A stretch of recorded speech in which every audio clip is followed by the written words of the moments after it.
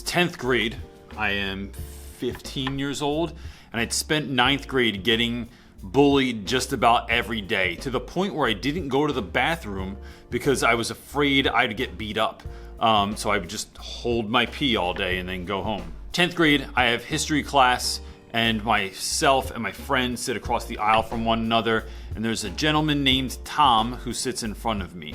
Tom looked like a small man. He kind of looked like a lumberjack a little bit, and he was the only kid in the 10th grade that could actually grow a real beard. Tom used to walk in every day and punch my friend in the arm as hard as he could, and then crush my lunch as it sat on my desk every day. My mom would pack my lunch in a brown paper bag, neatly folded at the top, with a little note either written inside or, to slightly embarrass me, on the inside of the fold when you would fold up the top of the bag. Tom didn't like this, would call me a fag every day, and then crush it with his fist as I sat in class. One day, for whatever reason, I went home and I told my mom what was happening in class, that Tom came in every day and crushed my lunch. And after telling her this a few times, because I got tired of eating peanut butter and jelly sandwiches that were shaped like knuckles, she sort of surprised me with her response. One morning, as I was getting ready to go to school, I saw that there were 2 lunch bags on the table in my kitchen.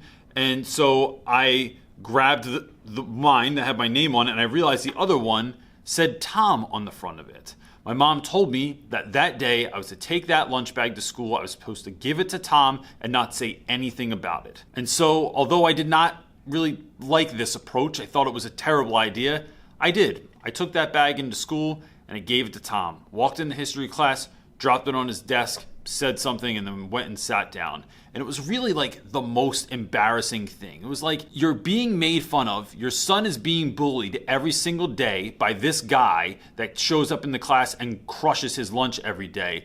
And now, instead of like calling the principal, handling it some way, fighting him, whatever it was, my mom instructed me, and to which I don't remember why I would even have listened to my mother, to take this bag lunch in and give it to Tom. Upon dropping it on his desk, Tom did not know what to do with this situation. I just remember him kind of looking bewildered, and he opened it up. There was indeed a lunch in there and a note. He pulled out a note just like the notes that I got every day, and I don't know what that note said, but I do know that Tom never bothered me. He never crushed my lunch again, and he never hit my friend again. And then at the end of that school year, my mom had come in for a conference. I saw him in the hallway. He asked me if I was there with my mother. I said yes. She's at the end of the hallway speaking to a teacher. And he went up, and the two of them talked for 10 or 15 minutes, and that talk ended in a hug. You know, it took me a while to understand like the impact of that moment, like the lesson that I had learned. I don't think all of the lessons that we learn in life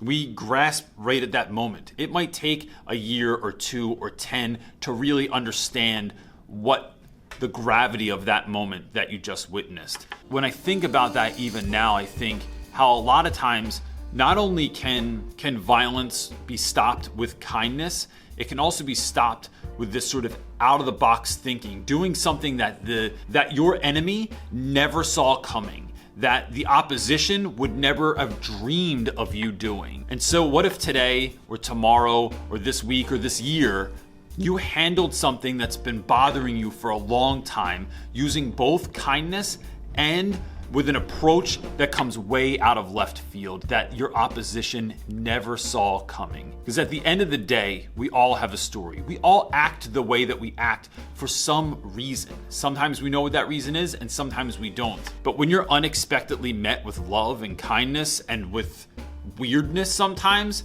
that can not only change everything, but you have a better result than you could have ever have hoped for. That's it, guys. Peace.